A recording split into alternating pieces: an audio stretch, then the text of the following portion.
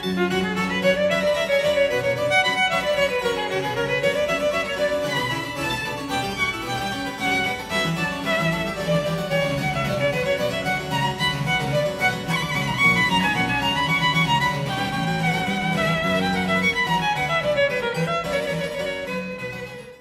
my work experience.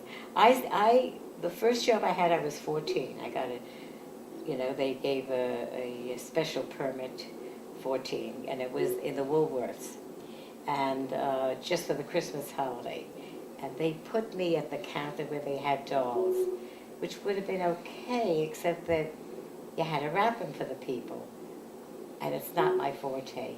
And I'll never forget, uh, I wrapped up a doll for a woman, and she took 2 steps away from the counter, and the string opened and fell on the floor. And she saw it was a kid. She came over and said, "Here, give me the paper, I'll wrap it up." But that was the first experience. And when I went to college, all through the 4 years, I worked. I got a job in a tool and die factory in the office, because the woman was impressed that I was going to college, and she figured I could handle the clerical work. And during the summer, I worked there too. So I did very nicely with that. So when I had morning classes, I'd work in the afternoon. I had afternoon class, I worked in the morning. From there, I took the license exam to teach. And while I waited to get the assignment, I took a job in a handbag factory, also clerical. And that was a nervy experience because I wanted to make, the tool and die place didn't need me. They were just really holding on to me, And I looked and I saw that if you were an assistant bookkeeper, you could make $45 a week. So that's for 40 hours. I applied for the job, and they were impressed also that I was a college grad. But the head bookkeeper happened to be out ill. And so they said they wanted to teach me something called the monitor board. That's that plug board you see in the old movies, which was in a separate little room right outside where people got off the elevator. And they liked the way I did that. And then the bookkeeper came back. And I'm sitting at the monitor board, and she takes this big fat book and gives it to me. And there were little tabs that were inside the book and some green papers. And she said, "Okay, while you're here, post these." And she goes back in the big office. I didn't know what she was talking about. So what am I going to do? So the first thing I did was call in and ask for some relief that I wanted to go to the ladies' room. And I'm sitting in the ladies' room saying, what am I going to do? It was so embarrassing. I didn't know I decided. I knew what to do. I went back, and they went back in the office. I'm by myself in this little room. I call up my friend Annette, who was the bookkeeper. Annette, what do I do? There's green papers. She said, those are called invoices.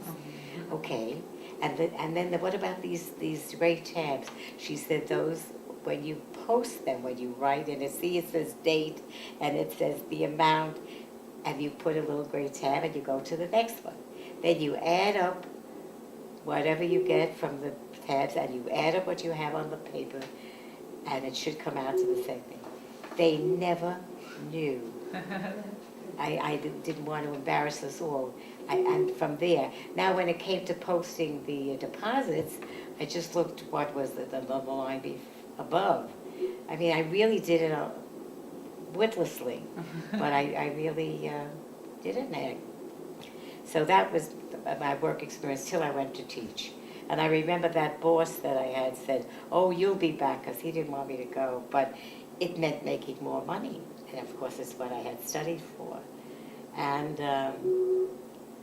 then, as circumstances were, I did go to be with Charlie in Holland for a little while, and I had to come back. They gave me I know, when I first came home from Europe, unexpectedly pregnant with Stephen, I needed a job. I was 5 months pregnant, but I didn't show too much. And I went to Lab Van, the perfume place. They make things like Arpege, beautiful perfume, on Fifth Avenue. And they said, I remember being interviewed, and the girl said, "Now don't go get pregnant on us." And here I'm 5 months. So 2 months into it, when I was beginning to show, I said, I didn't know that I was pregnant. I mean, I really fudged it. And I know that they knew better, but they liked me. So they let me work. I worked till almost the last week of my pregnancy. Then after that, I did go to, to teach. No, that's when I had the other job, I'm sorry, with the bookkeeping. And then I left them to teach. When I came back, I had the opportunity to teach again.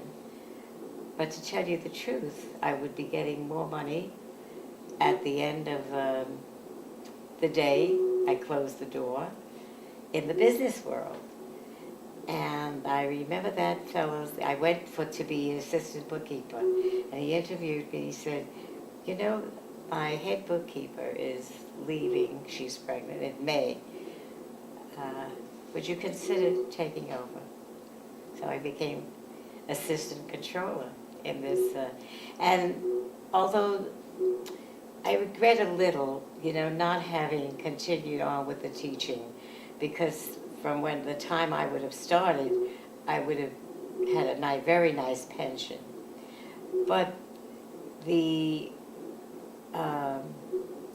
opportunity that, because I know what teaching was. Teaching did not end when the school day ended. I would go home and I'd be up till 11 o'clock at night planning things and all. And not that I didn't enjoy it, but it took a lot of my time. And by this time I had Stephen. Whereas in the business world, once I closed the door, that was it till the next day, So I opted to stay with them until I stopped working, when I gave birth to Elliot. But did you enjoy teaching? And then I had a part-time job with a behavioral optometrist for a while when we lived in Carmel. Quite a few years, yeah. But that was my work experience. I just loved teaching. And the older teachers would grumble and say, "Why do you let those kids run after you?" They would run after me when I had to take the bus, 2 buses to get home.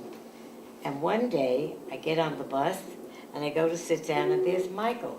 "What are you doing here?" "I'm going home with you." They're 3rd graders, 8 years old. I'm like, "You can't do that." I had to get off at the next stop, walk back, take him up to his mother and all that. All my kids had my telephone number. They could call, because see, he was in Europe, and I didn't have Stephen yet, So these kids, they were, I remember saying to my mother, "Mom, I feel guilty that I'm getting paid because I just loved it." I did have a kid in the class that was kind of a bully, and I had to watch him a lot, but he was unkind to the other kids. So one day when we were going down to the playground, I had him stand in the back of the line, and as we went down the steps, I stepped on the back of his shoes, and he knew why I was doing it, innocently, But God was good to me. They moved at Christmas time. I only had to say, but he was okay with me. He was just mean to the other kids. Who knows what the psychological reasons were? These were not pampered children in any way. So, as a matter of fact, there was one little girl that the social worker said that when she went to visit the family, they didn't even they slept on benches. It was. But that little girl loved me so much that she gave me the measles when she got them. That was one of the gifts, because she would hug me. In those days, you could hug the kids. and some of them needed it so badly, you know. I remember, oh, here's one funny thing. You know, I would like to go in very early to school so I could get everything prepared. And it was the fall, and traditionally you talk about the leaves falling or so there was an artist called John Nagy at the time, and he was one of those that would write those books, show you how to draw, step by step, how to draw a tree and all that. And I came early and I put it on the board. And we got to that lesson. One of the kids said, "Mrs. Block, do you call that a tree?" And I said, "Can you make a better one?" He said, "Yes." I said, "Come on." And so he made the tree. Well, my principal thought that was wonderful technique. I was relieved the kid could do it better than I could. I did a lot of, playing music, and while the music played, for them to draw what it made them think of and all that. I just loved it. I don't know how much they learned in my class, but I will tell you, which was one of the things they used as I had excellent attendance. My kids came to school, you know. It ended up with, the reason I left it was to go to Holland, with Stephen and Joyce. So I left it. When I came back, they were going to give me an assignment, to another school. But as I said, and that was a lot of money then, I was offered a job for $150 a week. That was a lot of money. Women didn't make that kind of money. And I took it. And so I didn't go. But I never got the kind of satisfaction I would have had I been teaching.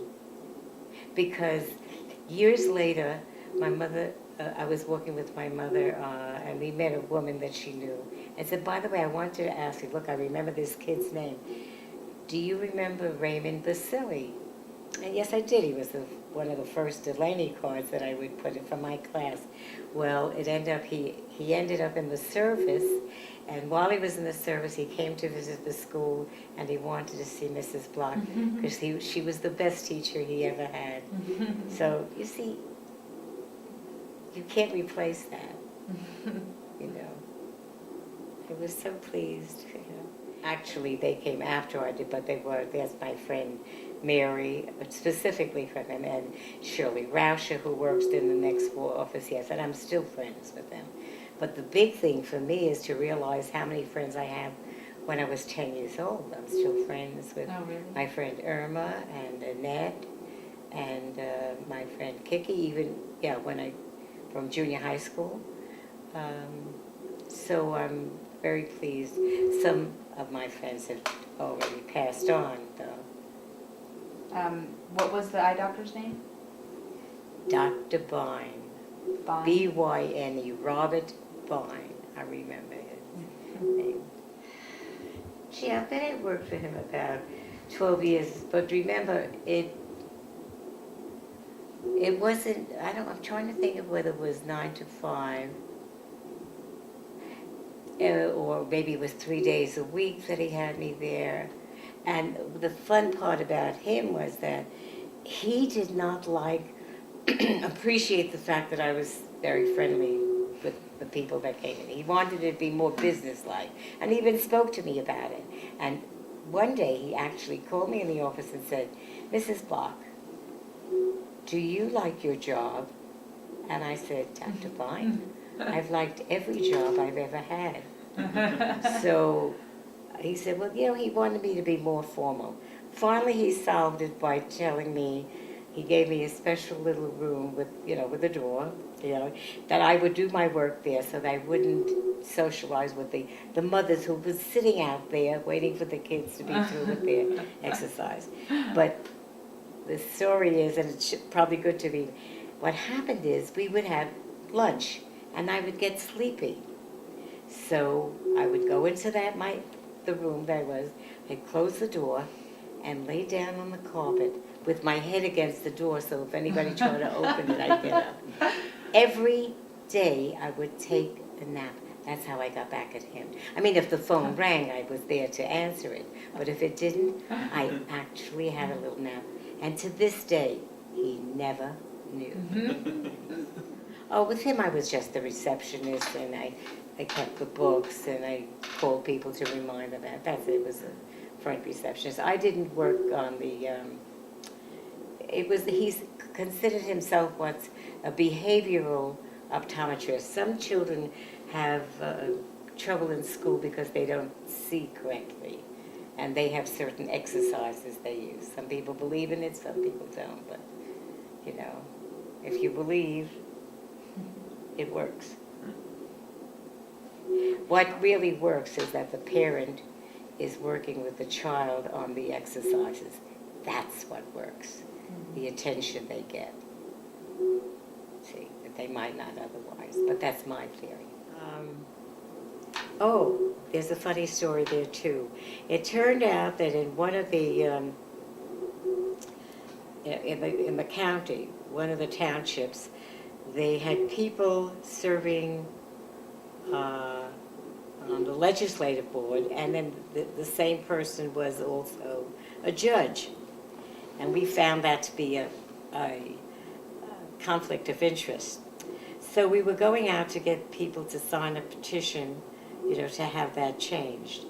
And it was the next town over called Brewster. And I was assigned to be outside of this little newspaper store on a Sunday, asking people to sign.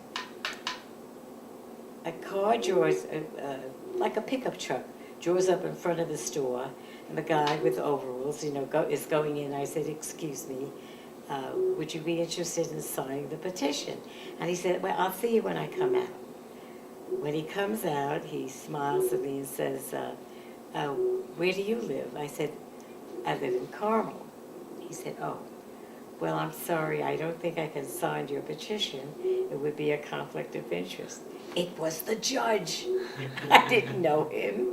You know, it was, as it is, by the way, we did win. We did get that. And he understood it was, I guess, it was just circumstances that, you know, this old town, they didn't, they only had this cronyism.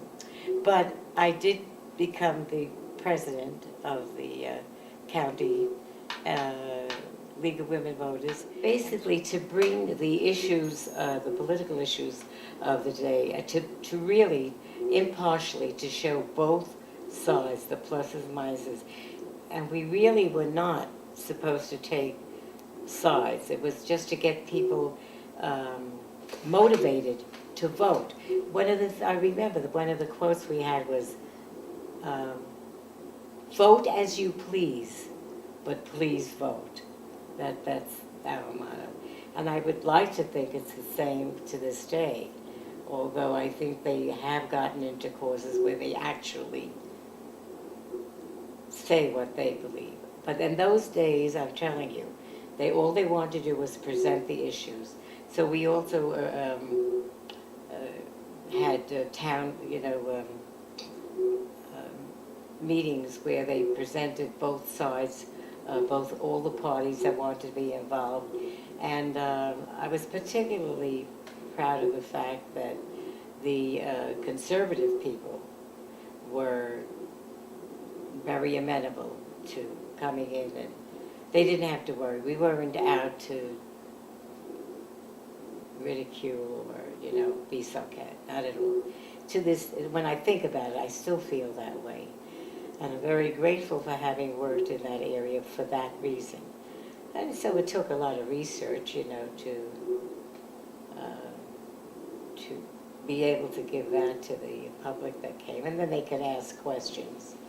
But we have to make sure that they ask questions and don't make statements. For, I forget how long I had it, a live radio show.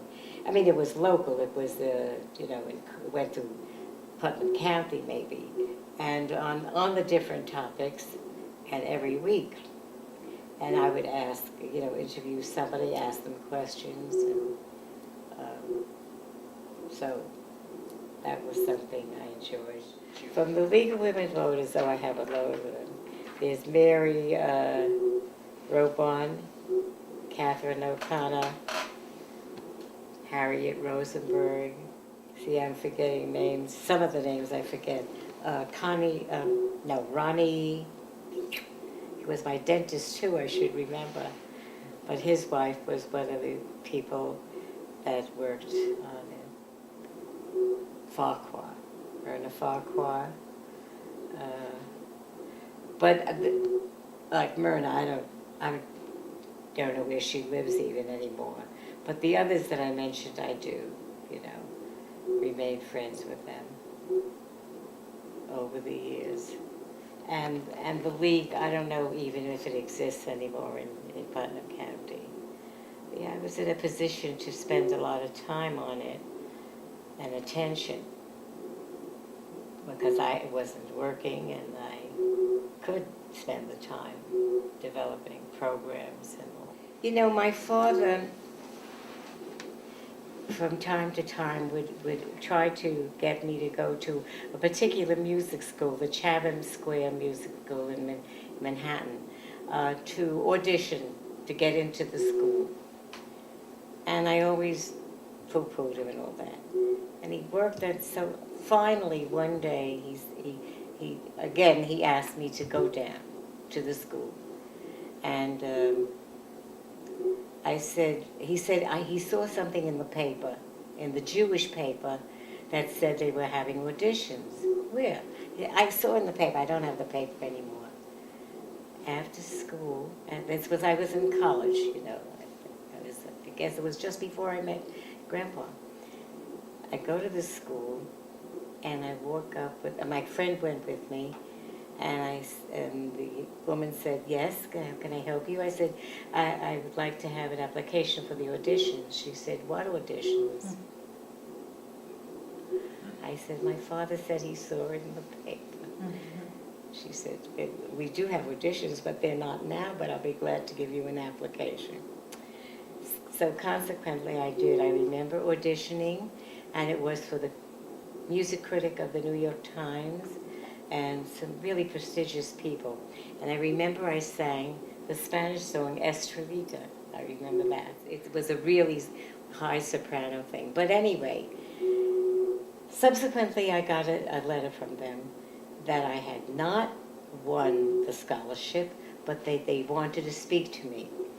And when I went there, they said that actually they couldn't give it to me because I had absolutely no musical background. I just sang, but I didn't play an instrument or anything. But they felt it would be a waste for me not to have something, and that they would send me to someone who would charge me reasonably for music lessons. And that's how I started taking music lessons. And how old were you? 18. 18. That first teacher I don't remember, but the second one was a Russian lady, very aristocratic. I went Zadie, and that's when I started really. She would have a concert at Steinway Hall or Baldwin. They had other, and even once at Carnegie Recital Hall.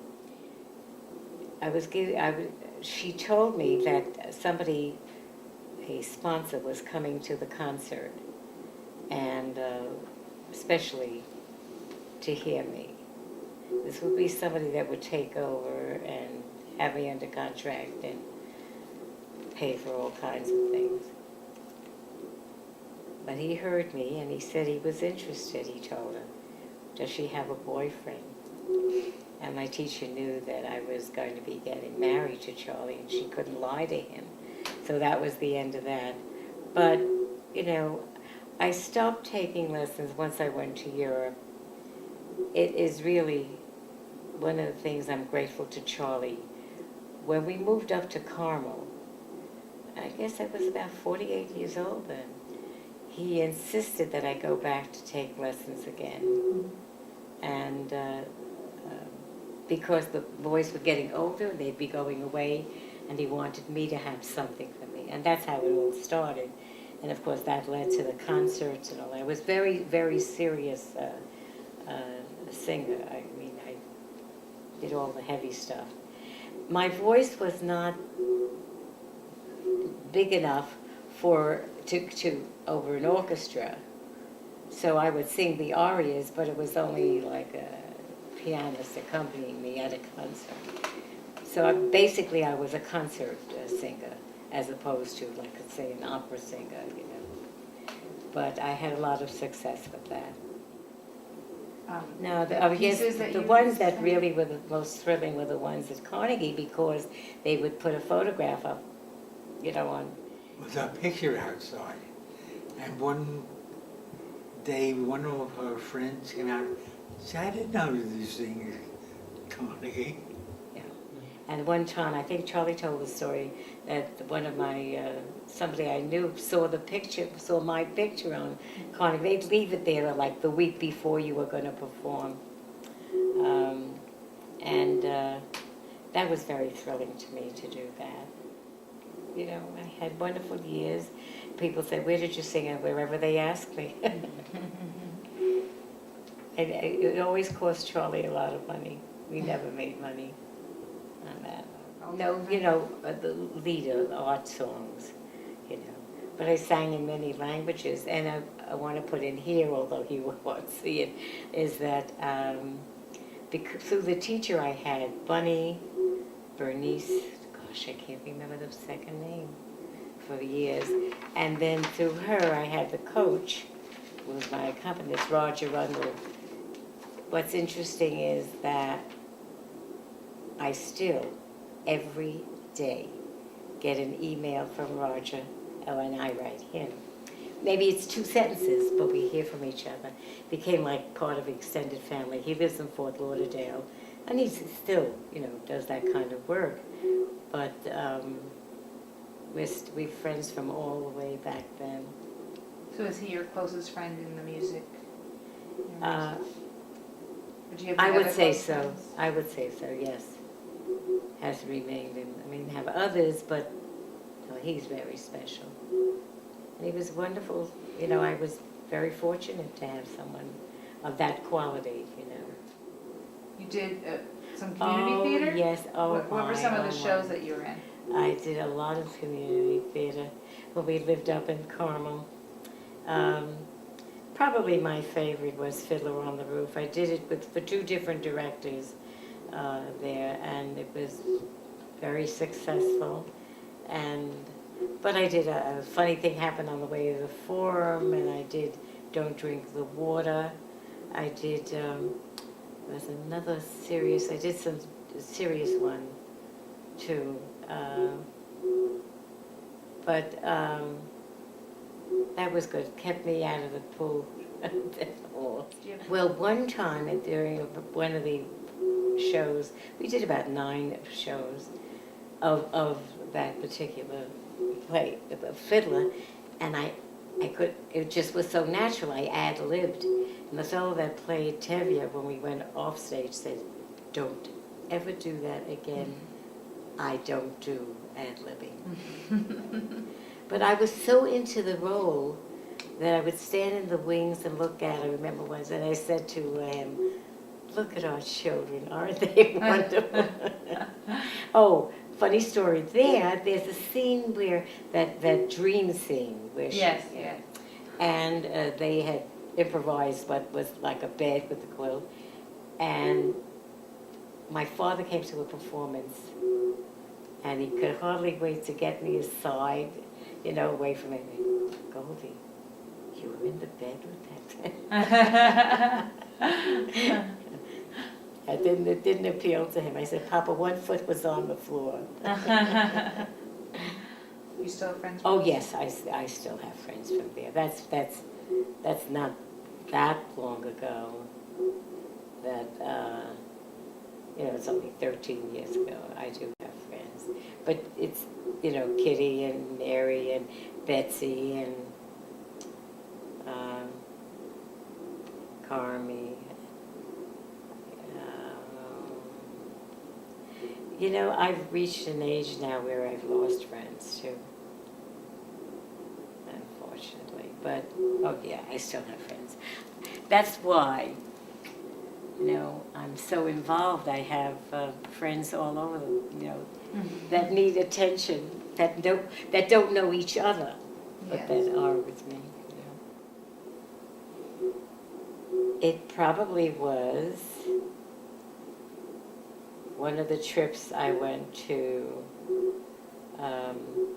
Europe. Because the first time I went, we went by boat. But I think I went, it was to go to Amsterdam, I remember. That was the first time. That was very nice. That was when Charlie wasn't with. I was with Stephen alone. And it took about a week to get there. And Stephen was so cute. He would tear off the little barf bags in the, and go around to people, say, you want a bag? Want a bag? It's so cute. But I remember that it was very nice. Did you get seasick? Hmm? Did you get seasick? Oh yeah, just a little. Not as much as bad as other people. That's right. The first time on the plane, getting back to that, was when we went, Stephen and I flew into Amsterdam. And Grandma hadn't seen Stephen since he was a little baby, and but he was still in diapers. At that point, he was still in diapers, I think. And I was hoping that the customs people would open the bag with the smelly diapers, but they didn't open it up. But there was Stephen on one side of the glass and Grandpa on the other side looking at each other. I remember that. When we came through customs. And of course we enjoyed the ship because they had movies, that you could see. And they had activities so people wouldn't get too bored. And one of them was like some sort of a race. I have a photograph of it someplace because Daddy won the race. He was fast, his little chubby feet. Well, I've been to Hawaii. As I said, we had a timeshare. We were out there 17 years in succession. I've been to Victoria, because Grandpa had a conference there. That took us a few times to places like New Orleans, Atlanta, Houston,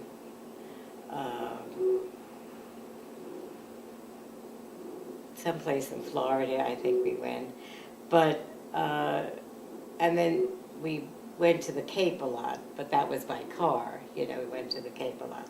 But my favorite places, without question, was going to see Stephen and the kids. And of course we flew there, but although when Stephen was first married, they moved down to Pittsburgh. That was a 7-hour trip, I remember. And that was easy for us to do as long as he could get away from the office. Then Stephen lived in Rochester. We went there. For me, there's no place in the world I could go to that would hold the appeal. I don't care about going to China or Hungary or wherever.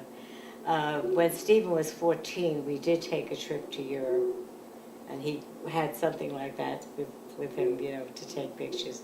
And we were in London and Amsterdam, in Venice, in Paris. I think that was it. Maybe leaving out one place. Rome. And England. I said, yeah, if I didn't say England, I should have. I was very fortunate in that they were always beautiful hotels we were in, and Grandpa likes to travel with the best, I just remember it as being a nice time, but to tell you anything special? We've gone to Washington several times also. Well, the appeal for me is my famous painting there. Any place but India. No desire to go there. I guess I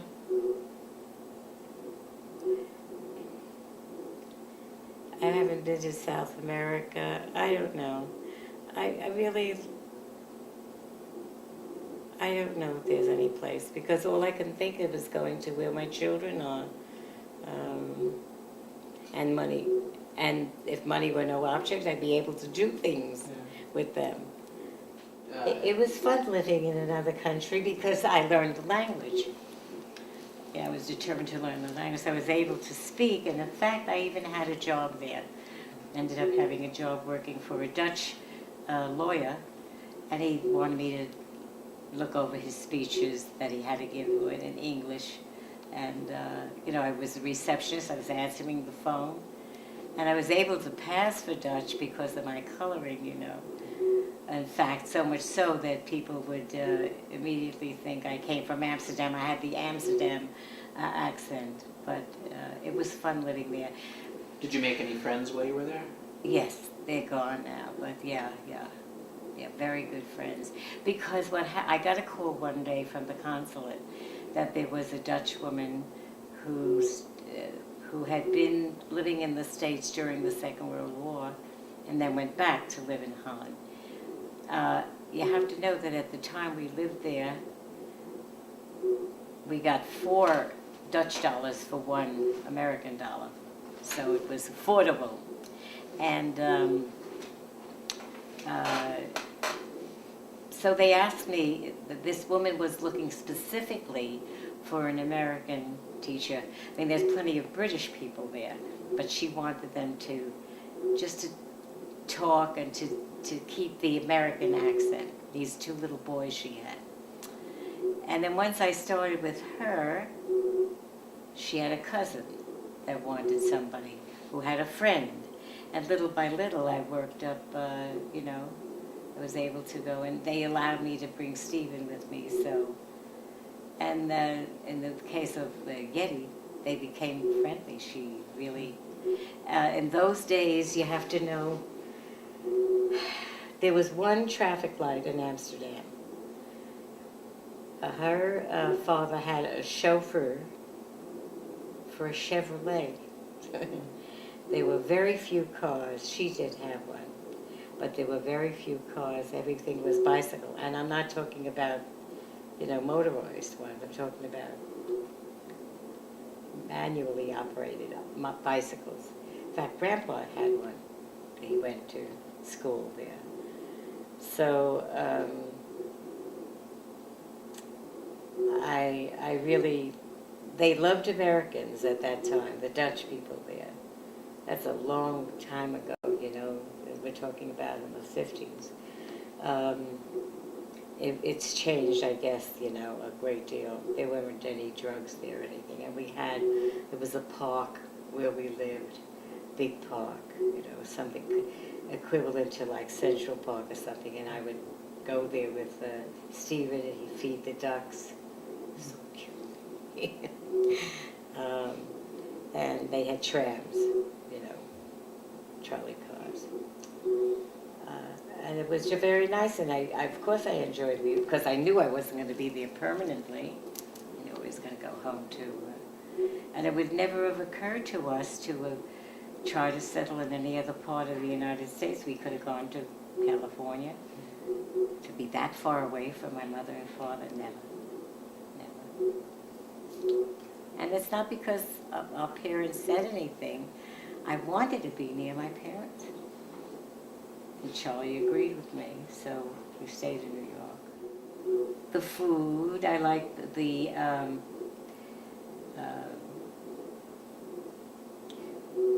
what I didn't like was the rain. It rains every day there. But when the sun comes out, they can sit for hours with a cup of coffee outside a cafe, and nobody disturbs them, As I said, they liked Americans, so we, were always pleasantly received wherever we went. There was also one time in just about Christmas time, our little Stephen was singing and dancing at the beat being played out by the, what do they call it? The Calliope. Cliff, Yeah. yeah. Yeah, Did a lot of singing back then. yeah. Little kid, Yeah. American kid dancing on Holland Street. That's great. Charlie played basketball there too. Really? He made the papers. L'Américain. Really? You played Yeah, yeah, basketball Yeah, for a Dutch team? Yeah. for the university. She's leaving out something that happened Uh-oh. when she was coming back and forth from Holland to the country to work. She was lucky. She had an appointment to go on a plane from England. Unfortunately, that plane exploded, Oh, really? and she missed it. Well, I missed it. What happened was I got a letter from my boss saying, could you come back a week early? That meant a week less with Charlie. I wasn't too happy about it. He said, I'll take care of the plane. Oh. So he changed that. The following week, I read that was the plane that went down. Oh, my goodness. So, in a way, he saved my life, my boss, because I didn't. It's bitterly cold in the Netherlands in the wintertime. And the house that we lived in was a beautiful old house, but they separate, as you know, there's the bathroom and there's a water closet. The water closet was in the foyer when you first came in, with a tiny little sink to rinse your hands. So we were on the first level. The landlady was on the floor above us. And it was so cold that if you got into bed normally, it would feel like a knife was cutting you. It was that cold. So we always beforehand filled up the water bottles with hot water and put it in there to warm up the sheets. Of course, coal was being rationed there, even if you could afford it. So the heat gradually got less and less.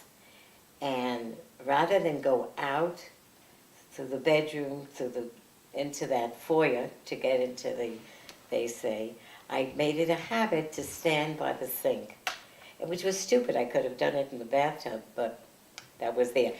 On the sun porch, they had a bathtub and this huge sink. And but one day, I must have sat a little too hard and it came out, a little bit out of the wall. So in the morning, what are we going to tell our landlady? God knows what it would cost to fix, and we didn't have any really money. So she said, how did that happen? I said, we were fast asleep, and suddenly we heard. We looked, and it was out of the wall, and she looked at me funny, but she was really a sweet lady. She had it fixed, but I was so embarrassed. I mean, I don't know why, I just didn't think of getting a chamber pot, but I didn't. I'd say it was 22. 22, yeah. Actually, just the ocean. As we always had a room that was the perfect side of the ocean. And looking at the sunsets and the sunrises.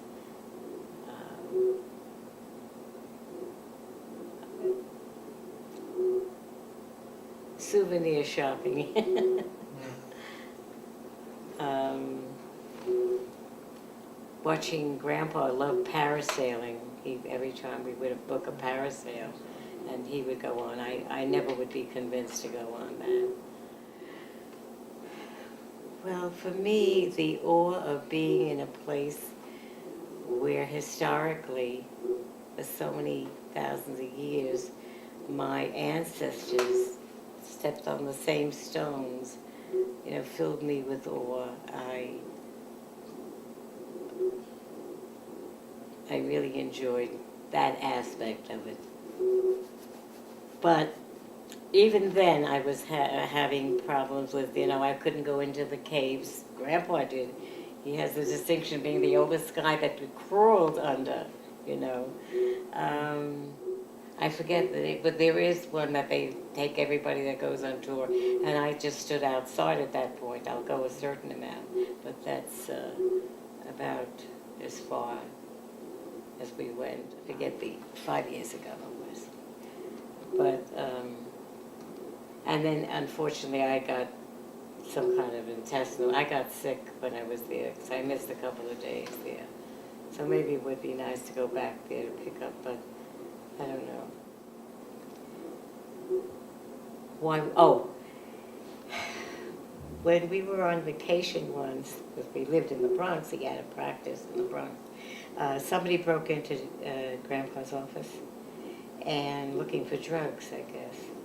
And he came home and he said, you know what, I think it's a sign that we have to get out of the city. So he looked in the medical journal, and there was somebody wanting to come up to Carmel to be in practice with him. And Charlie took that challenge, and that's why we moved to Carmel. I did like moving, was leaving my daddy. I would never would have, as long as my father was alive, and my mother, you know, had Alzheimer's, but I would never move, never, ever, ever. But that's what I didn't like. But the compromise was it was only not quite an hour trip to my father. So we were able to go to see him quite often. He was the one that would say, no, Dad, you don't have to come. It's raining, you know. But it was a nice life, because he was a country doctor. I mean, we lived, Carmel is in a reservoir area, you know, so the dams and all. Behind our house was a trout stream that was stocked by the state. We didn't have street lights. We had a septic tank. We had a well water. It was really, really country, I would say. And so the road outside, one went this way and the other one went this way, you know. There was no challenge. There was no parallel parking.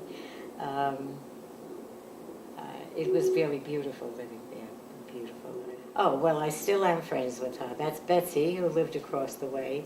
The people that lived next to us were very nice. The first ones we had were so good to us because Charlie was their doctor, and they had a mother that was living at the time who was very ill, and they felt that Charlie saved her life. So then right next to Betsy was Renee Lipton, who is still my friend. So I still have people from Carmel. And of course I got involved with the League of Women Voters, and that's how I met Kitty O'Connor, Mary Robon, and I'm still friends with them. Grandpa had already, you know, had been retired for a while, and each one of our children had suggested our coming out to, because this way we were only seeing each other once a year. And we get to see each other more often, which is true, which is what happened. And because each one said we were invited to live near them, the reason I picked Elliot was because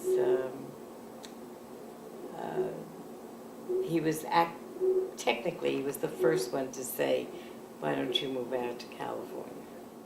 And because living there had become financially a burden too. We had this nice, beautiful big house, but the taxes were ridiculous for us.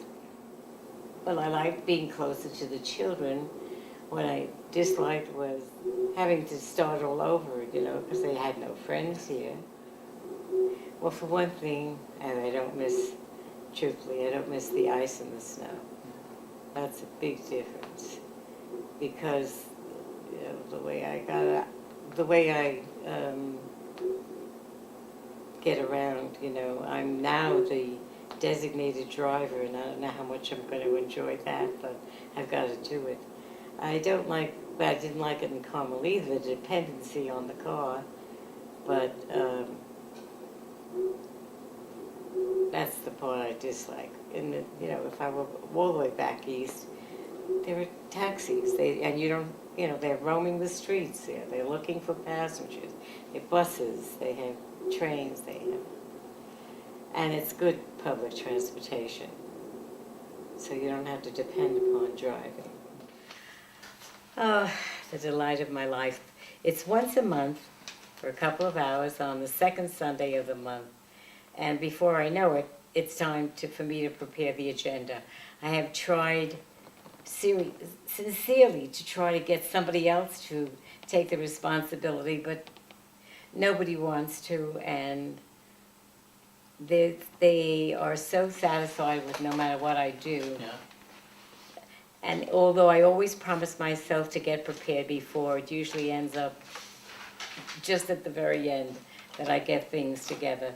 Different articles, so we sing a song, or discuss something pertinent to that week's holiday that is in. But it is a delight because I enjoy seeing the commitment that the people who come. Of course, when we first started, that many years ago, I guess it's in existence for at least 15 years, but the woman that really was at the head of it died, but it was always with the hope that I would take over, and I honored that. So we might have been maybe 30 people, little by little through attrition. Mostly, they die, and so it's getting smaller and smaller, and we don't have people joining as much as leaving. Yeah. So, but the ones that come are devoted and happy with everything we do, and many times, although I have an agenda, it takes off from whatever we're talking about. Speaking of which, mostly it's conducted in English. I do things in transliteration. The people that are coming are not really interested in learning the language. Okay. They understand it thoroughly, but when it comes to speaking, they're hesitant, But I always make sure on the agenda that there's something Yiddish for them to listen to.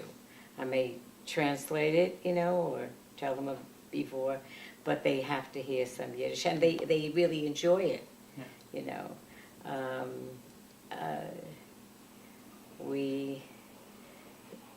The dues now is like $1 a month, and when we gather our money, so we usually have some sort of a dinner or lunch or something like that we spend it on. And here and there we do help support the Yiddish book center in Amherst, Massachusetts. We send them. And we just enjoy being together, Did you teach Yiddish when you were in Carmel or earlier? No, absolutely not. But I always knew, I never lost my knowledge of it, and somehow there seemed to be a need for it here. The only stipulation I had is that, and believe me, the synagogue has asked me a number of times if I would teach a class. I will not teach a class. I will not get the satisfaction. Two things. I teach pro bono, but I don't want to have a situation, which I know will naturally happen, that somebody will be faster at picking up than another.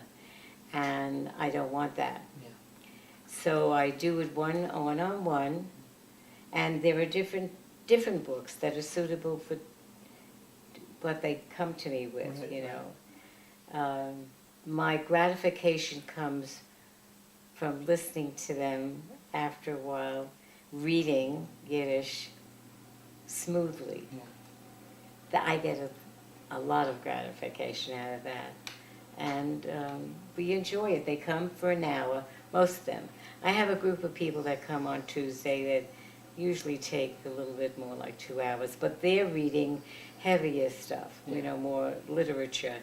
And the fellow, supposedly my student, which actually the only thing I do is correct sometimes a pronunciation or the meaning of something. He comes with 4 different kind of dictionaries, Jewish words that come from the German, Jewish words that come from Russia, you know. He always reads the material before, so he's well armed with the definitions of words. And Jewish at that level. what is his name? He's a doctor, Dr. Murray Batt, B-A-T-T. At that level, the literature has a great deal of Hebrew in it, where I'm at a loss. So I have 2 people that come in and sit in on it, like audit it. And one of them is Dr. Bob Zeff, who's very learned and very helpful. You know, he can always add to the meaning of whatever it is that Murray is reading. He reads it from the book, and he gives me his Kindle at the same time, so that I can. And then Henrietta comes. Henrietta was 100 in September. Wow. Very bright, very alert. So she comes to sit in. And one of my other students just very recently said he'd like to come and sit in and just listen. Now, Molly, for instance, understands Yiddish, but she's been reading quite comfortably. I can feel it from her herself, that she's, you know, like at the beginning when she first came, it was like there's certain shyness and reticence. Now she knows, she picks it up. With her and with Jerry, another student, we're reading a book of the history, starting with Abraham. And they also come once a week, but they come for an hour. But, you know, from the reading, certain conversations come out of it that are very satisfying. And I know that I feel it from them and I feel it from myself. It adds a dimension to my life that I wouldn't have otherwise. I don't have anybody really to speak Yiddish with. And it's extremely enjoyable. It's not a chore for me. For them, I don't really have to prepare because we're reading for this particular book, that every chapter has vocabulary after it. So we read that first and then we go to the chapter. So I get a great deal of satisfaction from that. And it is true when somebody comes to me and says, "Gee, I'd like to learn Yiddish," one of my first questions is, if you do, with whom are you going to speak? Well, if you don't have anybody, then it's enjoyable, but it's a waste, because you'll just forget it. In the case of Jerry has an elderly father that speaks Yiddish, and now he understands more, you know, and his father's getting a pleasure out of having Jerry speak in Yiddish. And in the case of Molly, she has a sister, she has family that speak Yiddish. So see, and that I don't care, that I enjoy because she can use it. Whereas somebody it's just going to be empty, you know. Dr. Bath, oh my goodness, he takes such advantage. Not that he has anybody, but it's different with him. Because I know he's doing it. Because he's semi-retired, he takes advantage. He reads about all these, like, he'll go to an Yiddish immersion course that's being given in London. Wow. What's upcoming is somebody in South Carolina that it's a weekend at her home, but it's going to be totally Yiddish. It's a different situation because I know that he avails himself.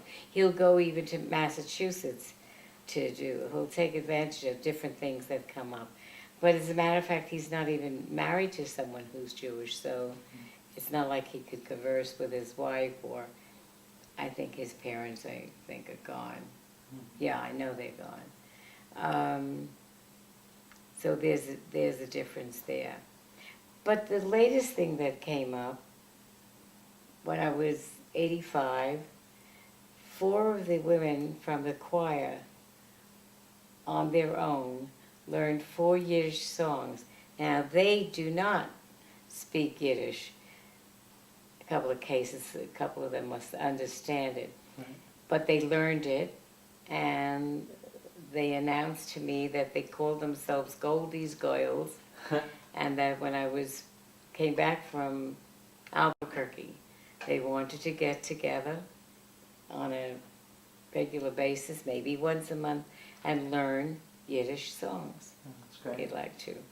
I don't feel that qualified as terms of arranging music for them in different parts, unless they can do it. Well, you can always go with third up or down, and, Yeah. you know, and harmonize too. And then when they do present it, you know, whether it's at a minyan or at a service, they might. Things like my Yiddish Mama, they'd like to learn that. Yiddish is a wonderful language to enjoy. It's an enjoyable language. But actually, you don't hear it spoken much except in Orthodox circles. And I guess everybody understands the reason for that is that they consider Hebrew a holy language, Right. only to be used in prayer. So they don't speak Hebrew at home, you know. The Orthodox, they speak Yiddish, you know. Is that true for the Orthodox in Israel? Yes, it is. Okay. They speak Yiddish, except for the, you know, the prayers. So yes, it is true. But you know, it's interesting. I imagine they're forced to, because Yeah. when they go into stores and all, people speak Hebrew. Yeah. So unless they go into stores that are only run by Orthodox. Well, certainly it was much larger than the one I went to in Carmel. Remember, I lived in Carmel 31 years, and I'm here almost 14. Although the population logistically here, it goes down every year, you know. It's a conservative shul, leaning more, I don't know. Although the surprise to me is that there are, most of the people do not keep kosher homes, no. But they are devoted as far as coming, especially on Saturday. Yeah. And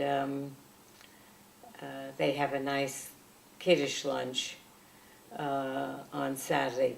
The one back east had, well, just snacks. You know, they have that herring and maybe tuna fish, maybe, and challah and before you went home. I think because it is larger, they have more activities. You know, they built a library, and that brings in people who lecture, and they have, once a month, they have a movie that they show.